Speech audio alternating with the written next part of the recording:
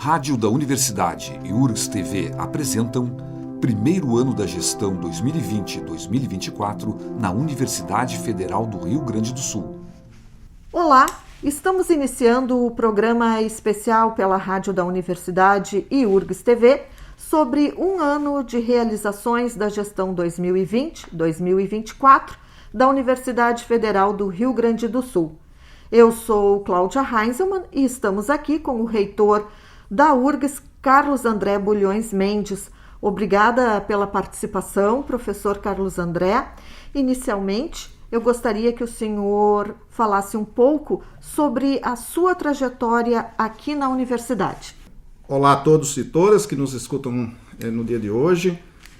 Eu fui aluno aqui nos anos 80, no final dos anos 80, e como professor iniciei em 94, já no Instituto de Pesquisas Hidráulicas.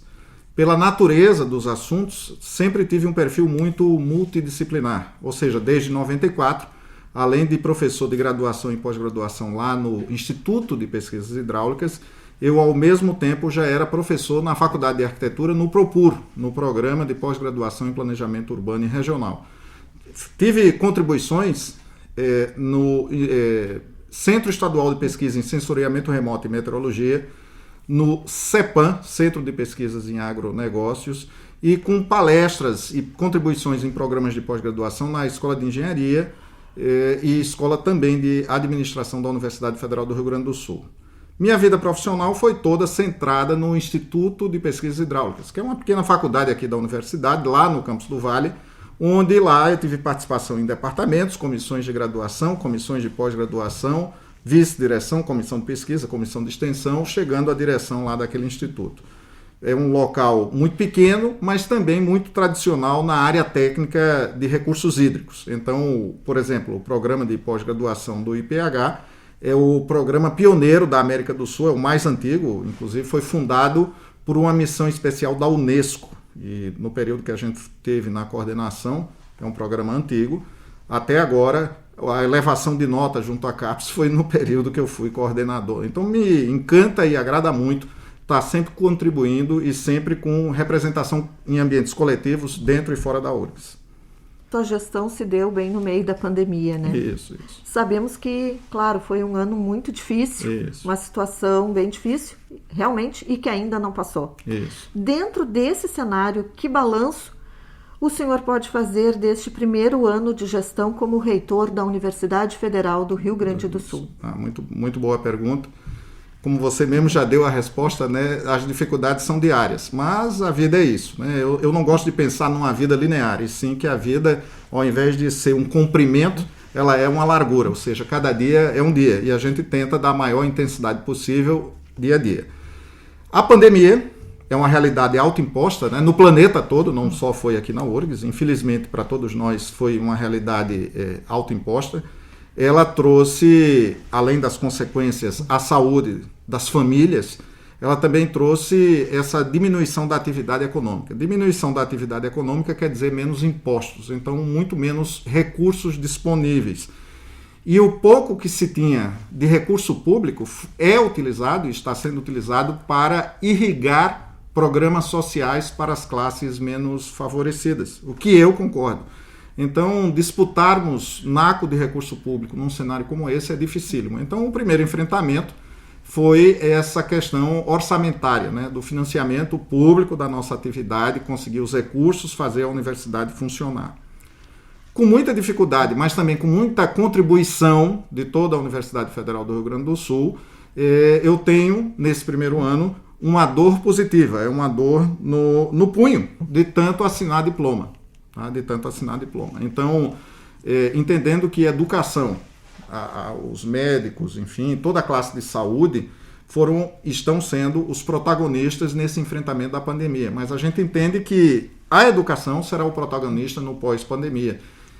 E ainda bem que, apesar de dificuldades diárias, conseguimos manter um ritmo aí de trabalho, de novo, graças à cooperação de todos os servidores técnicos, administrativos e docentes da Universidade Federal do Rio Grande do Sul. Então, muito mais do que as dificuldades, fica registrado aqui o agradecimento a todos e todas que trabalharam muito arduamente para apesar de toda a dificuldade, fazer a universidade funcionar, o que de fato aconteceu. E o que tem guiado as suas ações à frente da URGS, essa sua gestão, o que tem guiado as ações?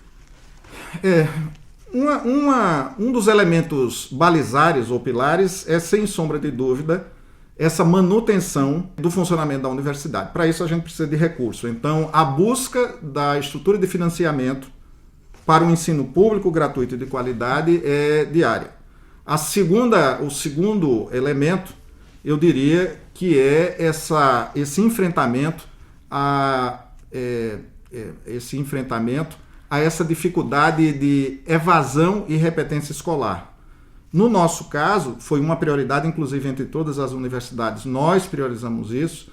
O nosso Programa Nacional de Assistência Estudantil, que vem recurso do governo, mas que foi contingenciado e tivemos que aplicar recursos próprios para complementar, algo como 23, 24, 25 milhões de reais por ano, para 13 programas de auxílio vamos dizer, a classes menos favorecidas, fazendo única e exclusivamente que os alunos não desistissem, para aumentar a permanência. Então, tivemos experiência exitosa nisso, e isso também foi um grande desafio. E o terceiro elemento, respondendo à sua pergunta, eu diria que é o diálogo permanente com a sociedade. E isso daí se dá também através de enfrentamento e a universidade propondo soluções a dilemas muito concretos nos meios que nos cercam, né? Sendo reconhecido pela sociedade e agradecido pela sociedade. Por exemplo, no final do ano passado, nós assinamos uma carta sinalizando o benefício de trazer o South Summit, que foi noticiado no dia de hoje, para a cidade de Porto Alegre. Quer dizer, a Aliança para a Inovação, as várias universidades, mais as entidades de governo, mais entidades empresariais, assinaram, se comprometeram aí, vários se comprometeram aí a trazer isso. Um dos maiores eventos de inovação no planeta Terra vai ser realizado no ano que vem, a partir do ano que vem, aqui na cidade de Porto Alegre, né? Foi comunicado hoje pelo governador do estado e pelo prefeito da capital que esse pleito tinha sido exitoso. Então isso mostra bem a capacidade de diálogo aí que a gente está falando. Então, em síntese, é o financiamento, essa luta interna para o maior projeto nosso, que são os nossos alunos, garantindo não só a permanência, mas principalmente que eles saiam com o diploma na mão, e o diálogo com a sociedade. Afinal de contas, somos servidores públicos. Nosso intuito é servir. Na parte administrativa e na parte acadêmica, o que o senhor poderia destacar? Administrativamente, a atividade finalística da nossa universidade, ou melhor, de qualquer universidade, ocorre nas unidades acadêmicas, onde ensino, pesquisa e extensão ocorre. Ou seja, nós não temos alunos na reitoria. Não temos alunos na reitoria. Então, qual é a função da reitoria? É a unidade acadêmica de apoio. Apoia o quê? As outras 29 unidades acadêmicas. Administrativamente, toda a, vamos dizer, sugestão de reajuste aqui e acolá é para única e exclusivamente tentar atender às demandas administrativas. Não tem nenhuma demanda inconsequente, muitas delas necessárias, prementes, das unidades acadêmicas. Só do ponto de vista acadêmico, nós entendemos que a universidade, de novo, apesar das dificuldades, apesar das condições não ideais, manteve padrões de qualidade, não só manteve notas em rankings aí internacionais para todos os cantos do planeta, como, na verdade, elevamos, né? Então, isso, veja, elevamos notas de ranqueamento internacional no ambiente de Covid, no ambiente de restrição orçamentária e também cito, por que não, no ambiente na qual existem conflitos aí de natureza política. Com todo esse ambiente, eu entendo que governança é a capacidade de propor, monitorar e principalmente entregar resultados. Então, os resultados efetivamente estão sendo entregues, né? E com benefícios tanto na parte acadêmica quanto na parte administrativa. O senhor falou em ranking. Como é que estão os rankings da URGS em 2021? O ranking é Bom, primeiro é uma interpretação muito pessoal, que eu quero comentar, né? Inclusive a gente está trabalhando um pouco nisso, né? Quase com outros reitores aí brasileiros de universidades também líderes já no país. Mas eu entendo que o melhor ranking é aquele que compara, não me compara eu com os outros. A maioria dos rankings faz isso, né? Mas eu digo que o melhor ranking é aquele que compara eu comigo mesmo. Ou seja, no dia de hoje, eu deveria tentar ser melhor do que eu ontem. Tá entendendo? Então isso eu chamaria de melhoria de ciclo contínuo, né? Ou seja, eu estou sempre buscando melhorar. E isso tem alguns conceitos e alguns sistemas aí que a gente está tentando aderir. Indução de melhorias de ciclo contínuo. Mas nos ciclos, né, tanto interno como nacional como internacional, estamos não só mantendo, mas também elevando. Então eu cito aqui, vou citar dois para não usar o tempo todo falando desses rankings, mas o Times Higher Education, que é um ranqueamento inglês, elevou a URGS, ela estava em 13º lugar, foi para 8º, então a gente entrou numa lista dos top 10, nos top 10 da América Latina, né? São 4 universidades brasileiras que estão aí nesse ranqueamento, no nosso caso, subindo a nota. O Xangai, que é da Universidade de Xangai Jiaotong, lá na China, né? É uma universidade muito interessante, eu já tive a oportunidade de estar lá. A escola de engenharia dessa universidade, só a escola de engenharia tem 150 mil pessoas, a universidade toda tem 1 milhão, né? Então, enfim, padrão chinês, né? Com muita gente, mas é muito grande, muito conceituada. E ela desenvolve um sistema de ranqueamento ou de índice que é talvez um dos melhores da parte oriental do planeta Terra. Então ela nos colocou como a melhor universidade federal brasileira, também subindo a nota, a gente não tinha ainda chegado nesse ponto. E no contexto geral das universidades brasileiras, a gente tem a USP, a Universidade de São Paulo, e depois a URGS, empatada com o Unicamp ou coisa do gênero. Então, como se a gente tivesse em segundo, mas entre as federais em primeira, né? Então, saliento que a USP tem um orçamento 2,5 vezes o nosso, né? Então, seria bom se a gente também tivesse mais dinheiro, provavelmente poderíamos também produzir mais, mas tá bom do jeito que tá. Mas, de qualquer forma, o ranking que a mim me encantaria estar é aqueles que reprovam menos alunos, que forma mais gente. Esse é o ranking que eu buscaria estar. Não sei o nome, não sei se existe, mas esse é o que a gente busca. Professor, voltando a falar um pouco da pandemia, né? Ela nos mostrou que a universidade é capaz de superar dificuldades e que tem uma capacidade de pesquisa muito maior do que se imaginava. Isso. Nesse contexto pandêmico, qual foi a contribuição da URGS para a sociedade? Bom, as ações de enfrentamento da URGS em face da pandemia, no ano de 2020, segundo, inclusive a SECOM contribuiu muito, está tudo notificado, né? Eu não tinha noção do número, mas no portal do coronavírus do MEC, colocou a URGS com suas contribuições, já temos um número maior, mas algo como 302, 303 ações, beneficiando cerca de 6 milhões de pessoas. 6 milhões de gaúchos e gaúchas, né? Eu me atrevo a dizer que 6 milhões de pessoas do planeta Terra, porque a gente tem alunos e alunas e servidores e até funcionários de outros cantos aí. São ações que vão desde antecipação da colação de grau dos alunos da área da saúde para contribuir já nas frentes primeiras no enfrentamento da pandemia, uso de impressora 3D para impressão de material de equipamento de proteção individual e ou equipamento de reposição de peça de hospital, cedência de espaço, cedência de veículos, participação de corpo técnico aqui muito qualificado da área da saúde em comissões tanto do Estado quanto da Prefeitura Municipal de Porto Alegre.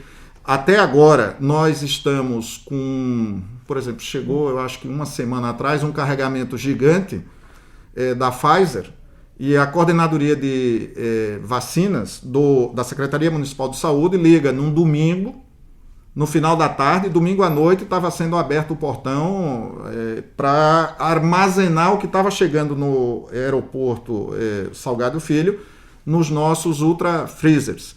Os números nossos estão próximos de 120 mil testes de PCR aplicados, e tivemos situações que eu achei muito inusitadas. Fizemos um convênio com a Receita Federal para receber uísque ou bebidas alcoólicas falsificadas que foram transformadas em álcool gel. Em álcool gel, e a população está usando aí à vontade, sendo distribuída para as unidades. Quer dizer, 300 e poucas ações e, pasmem, a gente está numa fase final de negociação com a Fiocruz. Eu fui na Fiocruz. Obviamente que a Fiocruz é uma grande fábrica de vacina, mas tem material celular que é importado. E provavelmente a URGS se candidata a fazer parte de uma cadeia de produção de vacinas, que a URGS, enquanto URGS, tem condição técnica. Já temos pessoas e alguns laboratórios em condições. Mas o desafio, e é isso que a gente está trabalhando muito intensamente, é o ambiente regulatório, já que, por exemplo, a Fiocruz fornece vacinas, por exemplo, para o planeta Terra, para o mundo. E aí a gente tem que obedecer, além das regras da Anvisa, da Organização Mundial de Saúde, normas ISO, um conjunto de normas, ou seja, é um desafio regulatório que chega no momento apropriado, pois iremos entregar ainda esse ano o prédio, que é um desejo antigo de todos e teve contribuição de todos os ex-reitores aí, dos dois últimos, a gente contribuiu um pouco, mas a contribuição sim é de todos eles. E agora a contribuição maior é equipar aquele prédio bonito da esquina da Ramiro com a Ipiranga com os equipamentos. E a provocação foi gastar milhões para obter um laboratório com normas de biossegurança nível 3, e a gente desafiou a direção, e a direção do ICBS aceitou o desafio no sentido de entrar em produzir mais para a sociedade. Então sim, a gente vai ter condições de produzir elementos que fazem parte de uma cadeia de produção de vacina, já que teremos, infelizmente, que conviver com o vírus ou mais vírus nos próximos anos. Então, assim, o desafio é diário, mas a alegria é diária, porque quanto mais difícil, mais se realiza, e com a ajuda de todos. A URGS extrapolando os muros da instituição, Que outra interação a universidade faz com a cidade de Porto Alegre? Muito bem. Bom, primeiro que ainda bem que não é extrapolando os muros, a gente derruba os muros, Então eu noto que os muros, o muro mais sutil é aquele que nos aprisiona mentalmente. Então isso daí realmente a gente está derrubando com intensidade e sempre se expondo com esse desejo de servir a sociedade. Na cidade de Porto Alegre, a nossa cidade de Porto Alegre, até como foi sua pergunta inicial, eu tive e tenho pesquisa, agora em setembro, apesar de reitor, ainda estava defendendo o aluno de mestrado, então ainda estava na labuta aí também, igual os colegas. Então, a cidade, independente de Porto Alegre ou não, é aquele ente que traz significado, porque aqui eu vejo você, você me vê, aqui eu posso dialogar com você, eu posso ter relações comerciais com você, eu posso estabelecer contatos com as pessoas. Então, faz todo sentido que uma universidade cuja data de fundação é 1896, a primeira faculdade, numa cidade como Porto Alegre, e em 1896 a cidade tinha 70 mil pessoas. Então, veja como a gente acompanhou. Estivemos aqui na pandemia da gripe espanhola, em 1918. A URGS já existia e continuou existindo, como agora. Então, é sempre desafiando e contribuindo. Tivemos recentemente um evento muito bacana no campus de Tramandaí, na qual uma juíza de direito chegou aqui que a gente nunca tinha estabelecido contato. Ela pediu um horário, uma audiência, uma juíza de direito, veio aqui no dia 18 de dezembro de 2020. Dia 30, estávamos em Tramandaí com a direção do Instituto de Geociências e a diretora do Campus Litoral Norte, mais a juíza, enfim, e muitos colegas ali, muitos partícipes da Justiça, discutindo um processo de regularização fundiária. Dia 30, um mês depois aproximadamente, já se começou a trabalhar, E hoje a gente materializou, hoje não, uma semana atrás, o convênio. Foi tão exitoso isso que essa iniciativa da URGS, com o Tribunal de Justiça do Estado do Rio Grande do Sul, junto com a Prefeitura Municipal de Tramandaí e 2 faculdades da URGS, está disputando o prêmio Inovare desse ano, da Justiça. Que a gente tem chance, até eu estava discutindo, falando lá com a equipe lá da Justiça, que estava dando um valor muito grande a isso, e eu salientei que o prêmio já tinha sido ganho no momento que a gente enfrentou isso e vai dar o título de propriedade, mais alguns benefícios decorrentes da urbanização, não para uma família, mas para cerca de 1.000 famílias ali na cidade de Tramandaí. Pois bem, isso teve uma divulgação mínima na imprensa, pequenininha, mas tá bom, mas eu considero isso de altíssimo valor, uma utilidade do trabalho que se faz na universidade, não só trazer dignidade à vida humana, mas mais do que dignidade, cidadania. Porque agora a pessoa começa a existir porque tem um CEP, um endereço, tem uma rua com meio-fio, com calçada, tem coleta de lixo e tem um endereço para chamar de seu. E isso, e aí respondendo efetivamente a sua pergunta, suscitou aí interesse, então membros do Ministério Público Estadual, membros da Procuradoria-Geral do município de Porto Alegre, juízes de direito da comarca de Porto Alegre, já me procuram, e a gente já tem agenda aí, para fazer ou tentar discutir, pelo menos, iniciativas similares na cidade. A contribuição da URGS à cidade de Porto Alegre é infinita, porque digamos assim, a área de atuação da URGS é gigantesca. O espectro de conhecimento que a gente trabalha é simplesmente o espectro humano, né? Então, é muito grande de todas as áreas. Veja, na pandemia, a preponderância da área da saúde e as contribuições da área da saúde se destacam. O ICBS, com 120 mil testes de PCR, enfim, o armazenamento de vacinas também é colossal. Entretanto, a gente pode ir do aspecto de cultura, economia criativa, de base criativa, produção de alimentos, todos, nesse momento, se eu não me engano, a Escola de Engenharia participa da comissão que analisa o incêndio daquele prédio ali na beirada da Castelo Branco, com contribuições, veja, então a gente está atuando em todas as áreas, e tem que atuar mais, e tem potência para contribuir mais. Então, é sim extremamente relevante e importante que a universidade cada vez mais se enfronhe, interaja, não exista muros com a sociedade, né? Dessa forma, num país como o nosso, aí sim a gente fala de contribuições sociais. Eu até defini esse caso lá de Tramandaí como sendo uma espécie de inovação social. Inovação social, né? E aí vem bem dentro da sua pergunta, inovação, né? Produzimos conhecimento que gera algum tipo de riqueza. Quando eu digo riqueza, não é só monetária, mas riqueza de vida, riqueza moral, riqueza de valores. E essa riqueza se transforma em qualidade de vida. Supondo que essa premissa seja verdadeira, ou seja, dentro da URGS, nós temos produção de conhecimento que gera riqueza, riqueza que traz qualidade de vida, inovação, vou falar agora como engenheiro hidráulico, né, lá do IPH. O nosso papel é transbordar, inundar a sociedade com esses valores. Hoje, apesar do nome inovação estar na moda, eu digo que virou quase uma religião, que todo mundo acha, mas não é somente a inovação de base tecnológica. Inovação, para mim, é contribuir aí para a qualidade de vida das pessoas. E a URGS contribui não só para a cidade de Porto Alegre, mas a região toda, né? Não tenha dúvida. O estado do Rio Grande do Sul, o Brasil e o mundo. Cito aqui que, por exemplo, se a gente pensar que o PIB gaúcho, né, a gente pode ter a atividade industrial, a atividade agrícola e o comércio. A FARSUL, Federação de Agricultura do Rio Grande do Sul, fazia 50, 60 anos que não colocava o pé aqui dentro um presidente não colocava o pé aqui dentro da Universidade Federal do Rio Grande do Sul. Então, veio aqui, nos visitou na reitoria, nos convidou lá.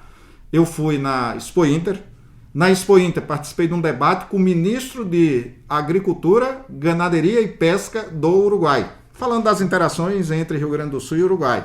E o ministro, para minha surpresa, o ministro da Agricultura, Ganaderia e Pesca do Uruguai, um uruguaio, se formou na URGS, há 40 anos atrás. A Escola de Agronomia, nossa centenária senhora, né? A Escola de Veterinária, quase 100 anos, a Engenharia com 125 anos.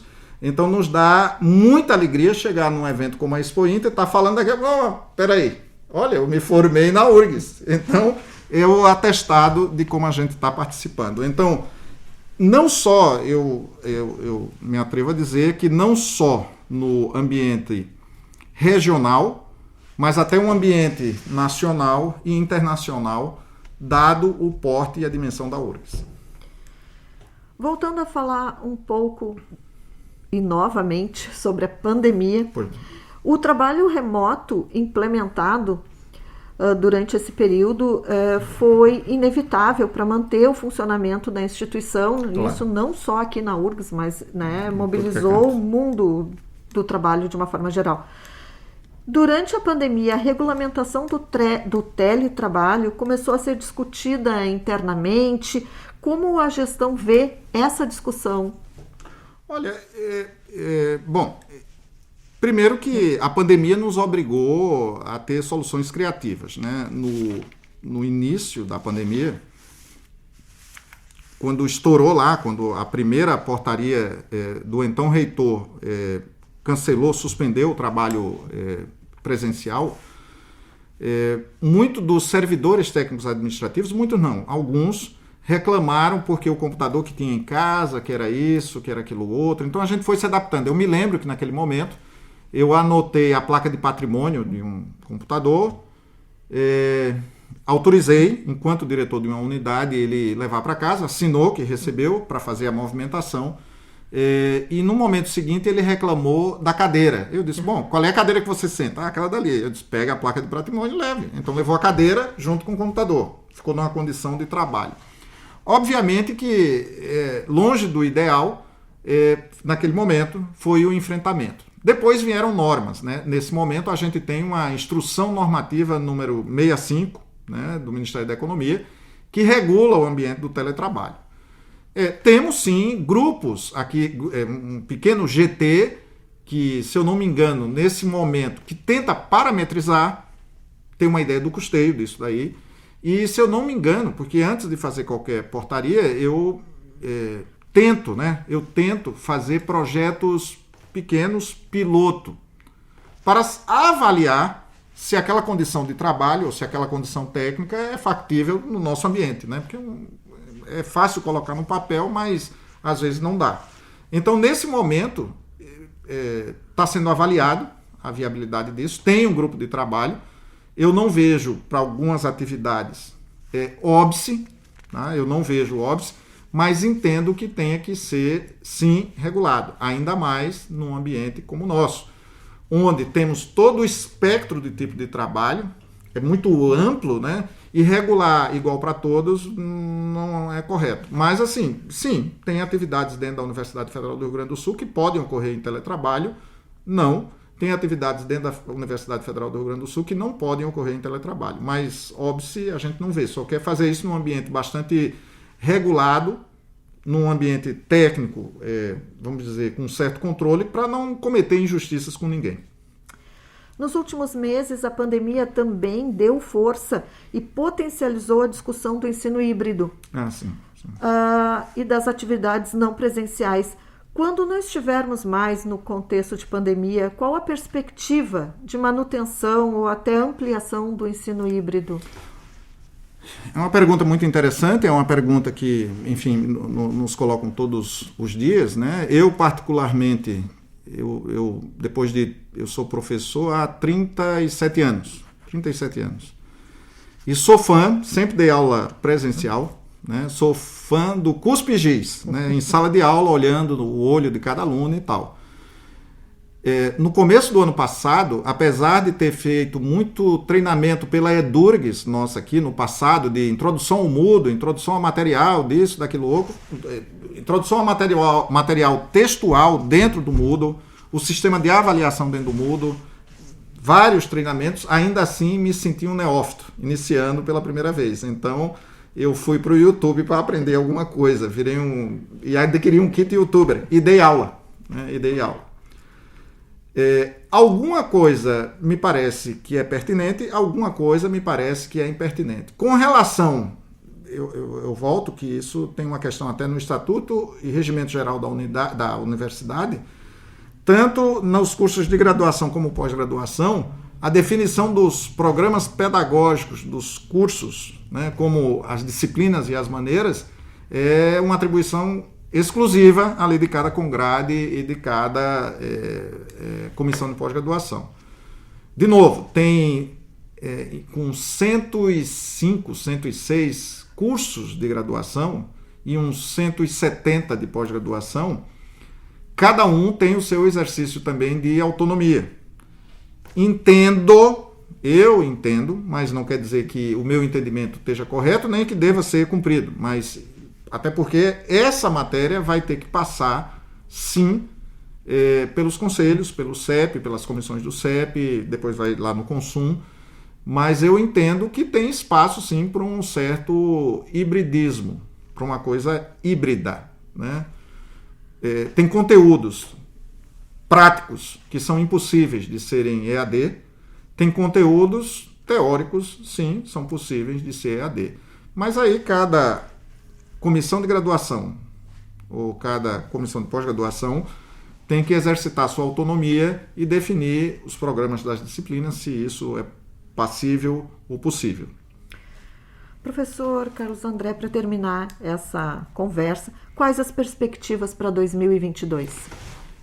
Tivemos uma luta bastante intensa para a recomposição orçamentária a nível de 2019, pelo menos chegar ao nosso orçamento a nível igual de 2019. Essa é a primeira luta.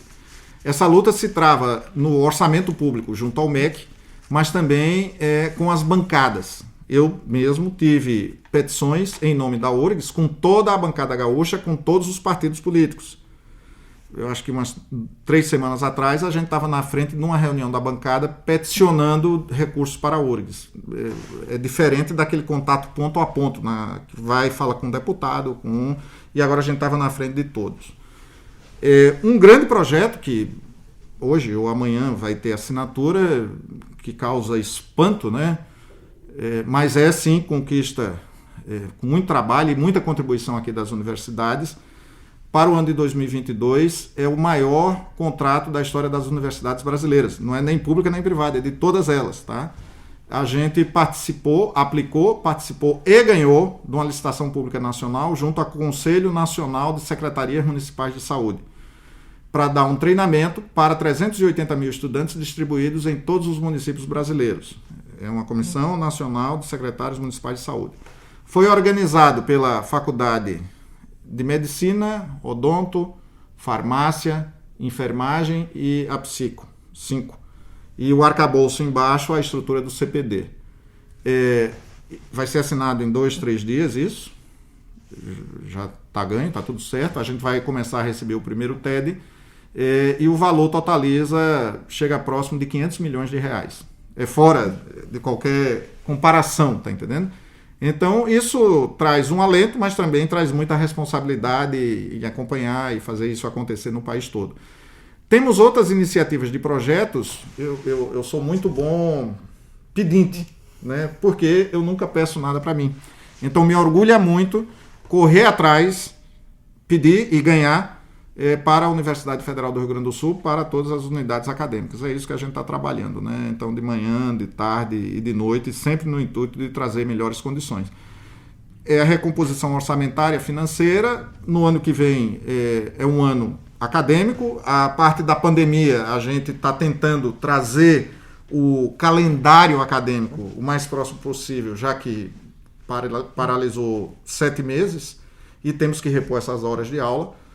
Então vai ser um ano de muita atividade de trabalho, talvez 2 semestres e meio vão acontecer, mas também de conquistas aí para as unidades que a gente está lutando para trazer esses benefícios. Ou seja, um pouco mais do mesmo, sempre com enfrentamento diário, cada caso é um caso, tem muito dilema aí de natureza política, mas no plano acadêmico, administrativo, financeiro, órgãos de controle, a Universidade Federal do Rio Grande do Sul está perfeitamente controlada, administrada, e mais ainda, com muita atenção no nosso maior projeto, que ao fim e ao cabo são os nossos alunos. Se tem um projeto que é importante, são os nossos alunos. Então, esse daí a gente não abre mão e é por isso que a gente se motiva de manhã, de tarde e de noite.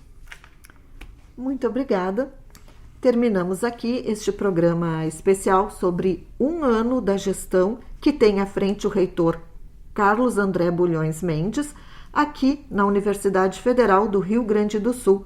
Muito obrigada. Professor, sua saudação final. Primeiro, lhe agradecer à rádio por disponibilizar esse espaço, né? A gente fica muito contente também e se coloca à disposição para eventuais e futuras possibilidades de estar esclarecendo, trazendo esclarecimentos. E eu quero saudar toda a comunidade da nossa universidade, dizer que esse ambiente nosso do dia a dia pode ter algum tipo de dureza, mas ao fim e ao cabo estamos trabalhando muito, né? Muito para o bem comum de todos e de todas. Meu muitíssimo obrigado. Especial primeiro ano da gestão 2020-2024 na Universidade Federal do Rio Grande do Sul. Produção Rádio da Universidade e URGS TV. Uma realização da Secretaria de Comunicação Social da URGS.